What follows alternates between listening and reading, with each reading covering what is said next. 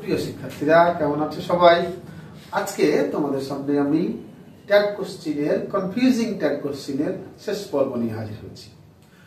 আশা করি তোমাকে আমি সুন্দর করে বোঝাতে পারবো, বোঝানোর চেষ্টা করব। দেখো, গত ক্লাসে আমি কয়েকটি ট্যাগ কোশ্চেন আলোচনা করেছিলাম কনফিউজিং। আজকে আমি কয়েকটি ট্যাগ কোশ্চেনের সেন্টেন্স লিখে রেখেছি, একটু খেয়াল করো।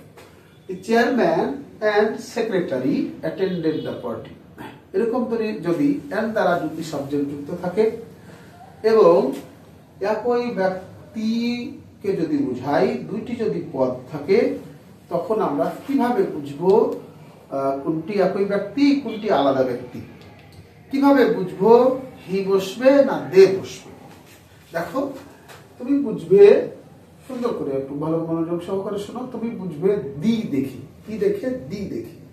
যদি উভয় সাবজেক্টের পূর্বেই দি থাকে তাহলে দুইটা ব্যক্তি অর্থাৎ বহুবচন, আর যদি একটা দি থাকে তাহলে একবচন। আবার বলি, যদি একটা দি থাকে তাহলে একবচন, সাবজেক্ট সিঙ্গুলার, তখন হি বসবে। আর যদি দুইটা দি থাকে সাবজেক্ট বহুবচন, দে বসবে। ঠিক আছে? দেখো, the chairman and secretary attended the party. দি কয়টা? দি হলো একটা। দি কয়টা? দি একটা। তাহলে সাবজেক্ট সিঙ্গুলার। ঠিক আছে, এটুকু মনে রাখো। সাবজেক্ট কি? সিঙ্গুলার। তাহলে সাবজেক্ট হিসেবে কি বসবে? হি বসবে। এবার ভাব কি? অ্যাটেন্ডেড, পাস্ট থাকলে ডিড বসাবো, নট বসাবো, তারপরে বসাবো হি। দেখো কি বসালাম? অ্যান্সার অ্যাটেন্ডেড, ডিড বসালাম, নট বসালাম আর হি বসালাম। তাহলে এইখানে দুইটা সাবজেক্ট যদি আর দ্বারা যুক্ত থাকে আর দি এর ঝামেলা থাকে, তাহলে তুমি দি কে টার্গেট করবে।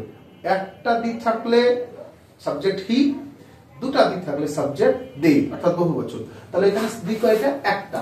সাবজেক্ট দিলাম হি। ঠিক আছে? এবার দ্বিতীয় সেন্টেন্স দেখি। দি কয়টা? দুইটা। তাহলে সাবজেক্ট কি? বহুবচন। তাহলে সাবজেক্ট হিসেবে কি বসবে? দে বসবে। আবার অ্যাটেন্ডেড আছে, পাস্ট আছে, ডিডেন্ট দিলাম আর সাবজেক্ট দিলাম দি। ঠিক আছে? বুঝতে পেরেছো? তাহলে কি করব? দুইটা দি থাকলে সাবজেক্ট বহুবচন দে, একটা দি থাকলে সাবজেক্ট হি। ওকে? এবার আসি 3 number. The jury gave unanimous opinion. অর্থাৎ জুরি শব্দের অর্থ হলো বিচারক মণ্ডলী। বিচারক মণ্ডলীরা একই রকম বিচার অর্থাৎ রায় দিয়েছেন। আনঅ্যানিমাস মানে একই রকম। যদি বিচারক মণ্ডলীরা একই রকম রায় দেয়, তখন ওই রায়টাকে আমরা বস্তু ধরে ইট বসাবো, সাবজেক্ট বসাবো ইট। দেখো, গেভ দিয়েছি, ওই জন্য ডিড দিলাম, নট দিলাম, গেভ দিলাম, নট দিলাম, গেভ দিলাম, নট দিলাম, ডিড দিলাম, ছোট করে নট দিলাম, সাবজেক্ট দিলাম ইট। কেন সাবজেক্ট ইট দিলাম? সাবজেক্ট ইট দেওয়ার কারণ হলো জুরিরা বিচারক মণ্ডলীরা একই রকম মতামত প্রকাশ করেছেন, বিচার রায় দিয়েছেন। তাহলে একই রকম রায় যদি দেন তাহলে বসাবো সাবজেক্টটাকে ইট। একই রকম, যেহেতু বস্তুগত জিনিস, ইট বসাবো। আবার দেখো, জুরি গেভ ডিফারেন্ট অপিনিয়ন। জুরিরা বিভিন্ন রকম মতামত দিয়েছেন, একই রকম রায় দেননি। তাহলে একই রকম যদি না দেন, তাহলে অনেকটি দিয়েছেন, তাহলে বহুবচন হয়ে গেল রায়টা, তখন বসাবো দে। আবার ডিডেন্ট দিলাম, যেহেতু ভার্বটা পাস্ট, নট দিলাম, সাবজেক্ট দিলাম দে। তাহলে যদি একই রকম রায় দেন, একটাই রায় দেন, তখন বসাবো সাবজেক্ট হিসেবে দে, ইট। আর যদি ভিন্ন ভিন্ন রায় দেন, তখন সাবজেক্ট বসাবো দে। ঠিক আছে? এবার আসি 5 নম্বর। লেখা আছে what he said was true. সে যা বলেছিল সেটি সত্য। এখানে সাবজেক্ট হলো হোয়াট হি সেড, সে যা বলেছিল। তাহলে যা বলেছিল, তাহলে কথাটা বলেছিল, তাহলে কথাটা হলো বস্তু। কথাটি বলেছিল, একটি কথা বলেছিল, অর্থাৎ বাক্যটি বলেছিল একটি, ওই জন্য একবচন। আমরা অ্যানসার করব ওয়াজেন্ট ইট। কি অ্যানসার করব? ওয়াজেন্ট ইট। তাহলে সে যা বলেছিল সেটি সত্য ছিল। তাহলে কি বলেছিল? কথাটি বলেছিল, ওই জন্য আমরা ইট দিলাম। ঠিক আছে? এবার আসি sentence my friend and I hardly go there.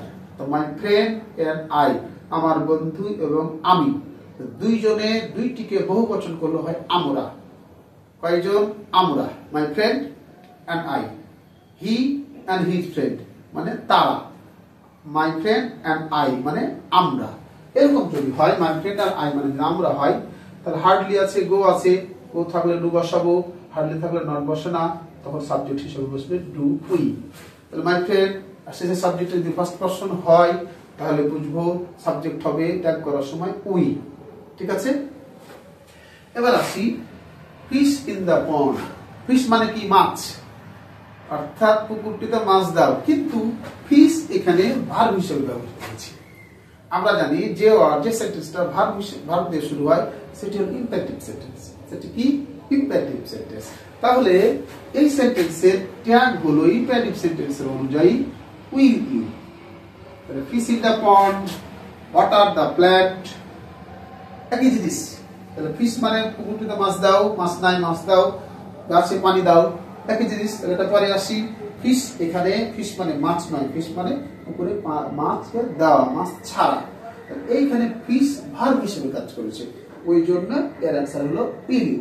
Okay, Karim not and not his brothers, not his brothers as well as including, excluding, in addition to, এরকম গ্রুপ অফ ওয়ার্ডস দ্বারা যদি দুটি সাবজেক্ট যুক্ত থাকে তাহলে প্রথম সাবজেক্ট দ্বারা অ্যান্সার করবে। কি সাবজেক্ট দ্বারা অ্যান্সার করবে? প্রথম সাবজেক্ট দ্বারা অ্যান্সার করবে। তাহলে প্রথম সাবজেক্ট কি? করিম, হি, এখানে ভার্ব হলো গট, ডিড বসলো, নট বসলো, আর বসালাম হি। এরকম যদি and, not, as well as, excluding, including, তারপরে এরকম যদি ওয়ার্ডগুলো দ্বারা কোন দুটি সাবজেক্ট যুক্ত থাকে তাহলে প্রথম সাবজেক্ট দ্বারা অ্যান্সার করবে। প্রথম সাবজেক্ট কি? করিম, অ্যান্সার করেছি আমরা হি। এবার আসি ইন্টারেস্টিং বিষয়। আমরা আগে বলেছি লিটল থাকলে নট বসবে না। কি বলেছি? লিটল থাকলে নট বসবে, কিন্তু লিটল দ্বারা যদি কম বোঝায়, লিটল দ্বারা যদি কি বোঝায়? কম। There is little water in the jug, তার মানে জগে কম পানি আছে। কিন্তু লিটল দ্বারা যদি ছোট বোঝায়, লিটল শব্দের অর্থ দুইটা। লিটল মানে কম, লিটল শব্দের অর্থ হলো ছোট। যদি কম বোঝায় তবে ট্যাগ করার সময় নট বসবে না, আর যদি ছোট বোঝায় তাহলে ট্যাগ করার সময় কিন্তু অবশ্যই নট বসবে। তাহলে লেখা আছে লিটল মান কি? ছোট বাঁদরগুলো থাকে কি? লেজ থাকে কি? ছোট। এখানে কোনো অংশে কোনোভাবে কম বোঝায় না, ছোট বাঁদরের লেজ তো ছোটই থাকবে। ঠিক আছে, ছোট বাঁদরের লেজ কি কম থাকবে? না, কি থাকবে? ছোট থাকবে। তখন আমরা অ্যান্সার করব হ্যাভেন্ট দে, যেহেতু বহুবচন। এখানে লিটল থাকার পরেও কেন নট বসলো? লিটল দ্বারা কি বুঝিয়েছে? ছোট বুঝিয়েছে, তাই। ওকে, এবার আসি এই যে ফিশ ইন দ্য পন্ড আর ওয়াটার দ্য প্ল্যান্ট, এইটা ভার্ব হিসেবে কাজ করেছে, এটাও ভার্ব হিসেবে কাজ করেছে। যদি এটা ভার্ব হিসেবে কাজ করে, এটার আনসার হলো উইল ইউ। সুপ্রিয় শিক্ষার্থীরা, ট্যাগ কোশ্চেনের ক্লাস আজকে এখানে শেষ করলাম। পর্ব ভিত্তিক ট্যাগ কোশ্চেন আপলোড করা আছে, তোমরা অবশ্যই দেখবে। দেখার পর কিছু না কিছু তোমাদের উপকার হবে। যদি তোমাদের উপকারে লাগতে পারি সেখানে আমার সার্থকতা। সে পর্যন্ত ভালো থাকো, দেখা হবে আগামী কোনো ক্লাসে। ধন্যবাদ।